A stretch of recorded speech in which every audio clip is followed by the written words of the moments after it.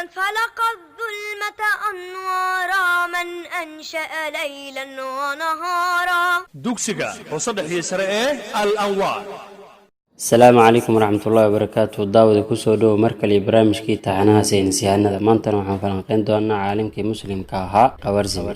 Maxamed bin Muusa al-Qawarzimi waa saynisyahan muslim ah, bartay cilmiga xisaabaha, cilmiga xidigaha iyo juqraafiga. wuxuu ku dhashay magaalada Qawarzimi asal ahaan loo nisbeeyo sanadkii 780 miilaadiyada.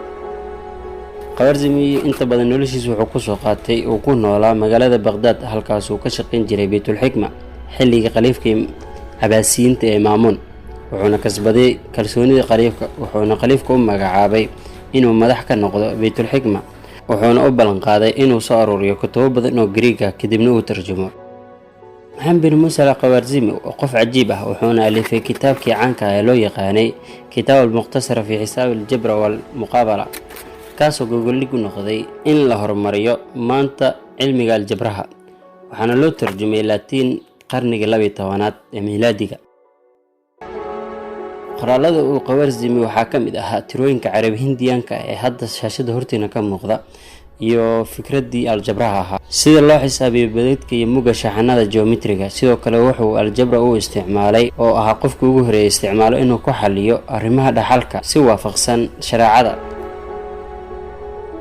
haddii aan ka eegno dhinaca juqraafiga iyo cilmiga xidigaha, wuxuu alifay kitaabkii lagu magacaabo Kitaabul Ard, wuxuuna ku soo bandhigay dhacdooyinka juqraafi ee goobaha, isagoo tixraac ka dhigtay shaqooyinkii Barlimus, weliba isagoo saxay waxaana ka bedelay dhererka badda dhexe iyo goobaha magaalooyinka oo ku yaala qaaradaha Afrika iyo Aasiya. kadib wuxuu guda galay inuu ka shaqeeyo diyaarinta khariidad caalami ah oo uu ka codsaday khaliifkii Maamun, isagoo kaashaday in ka badan 70 juqraafiyahana, wuxuuna ka qayb qaatay inuu xadido wareegga dhulka. waxaa taasi dheeraa oo uu ururiyay doodihii cilmiga xidigaha, taasoo loo noqday lifaaqyadii Hindos iyo Greeka.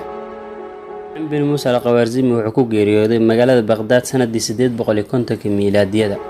meelaha lagu xusay magaciisa waxaa ka mid ah taalo ku taala jaamacadda Amir Kabir ee ku taala Tahraan iyo meelo ka badan oo caalamka ah. dhinaca kombiyuutarka ayaa ka mid ah oo magaciisa al-Qawarzimi loogu yeero algorithm.